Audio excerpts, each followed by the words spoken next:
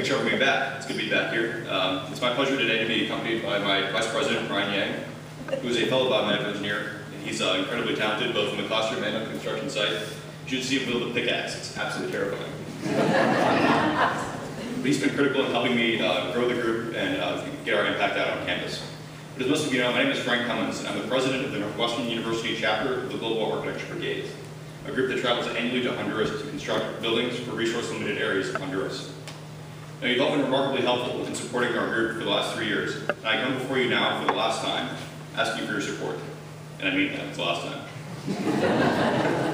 This coming March, we plan to return to Honduras to finish the construction of the health center we started last year. This health center will provide access to routine dental and health care for over 2,500 people, covering a 120-mile radius. The people of this region would otherwise have to hitchhike for 2 hours to get to the nearest hospital. Imagine you were just injured on your work site. You have to hitchhike for 2 hours to get the care you need. But this was the reality of the community before we stepped in, and before all of you helped us get stepped in down there. But because of this reality, we are an extremely motivated group.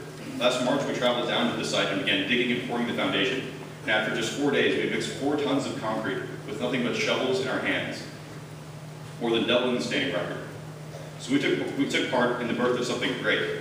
This health center has been the capstone that is literally uniting the community, and this social development is what our group has sought to catalyze. Now I'm going to turn it over to Ryan to talk more about our group's impact. As Frank mentioned, we really made an impact in developing the togetherness of the community. This togetherness began with community members congregating to discuss what infrastructural work that they needed to address the most. After together deciding which issue to tackle, they began sending in members from each family to aid in the construction of the health center along as Brigades. It is through these incentives that we produce long-term stability. We do not just come in, build, and leave, but rather unite the community around our efforts so they have skin in the game as well. I'm incredibly grateful for the opportunity to work alongside the Honduran community and take part in their social investment. And as someone that is only able to do so with the support of this church, I humbly come before you today to sincerely thank you all for providing me and 10 other Northwestern undergraduates with a meaningful worldly experience. Not only was I able to obtain direct hands-on experience in philanthropic construction, but with your support, we were able to impact the Honduran youth in an educational capacity as well.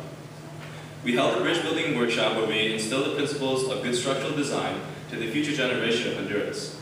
Again, we are looking to provide long-term stability, and it was wonderful to see how engaged and willing to learn these children were. So this group really is special, both to Frank and I and the El Cantón community in Honduras. We are implementing real, tangible, long-term sustainable practices for these people, and we are empowering the community to take charge, get involved in the construction, and we are able to enable the learning of the next generation so they're able to produce better roads, bridges, and buildings for Honduras. So now, as Frank has mentioned, the foundation has already been poured, but we need your help to raise the walls of this wonderful structure. Again, we thank you profusely for your support.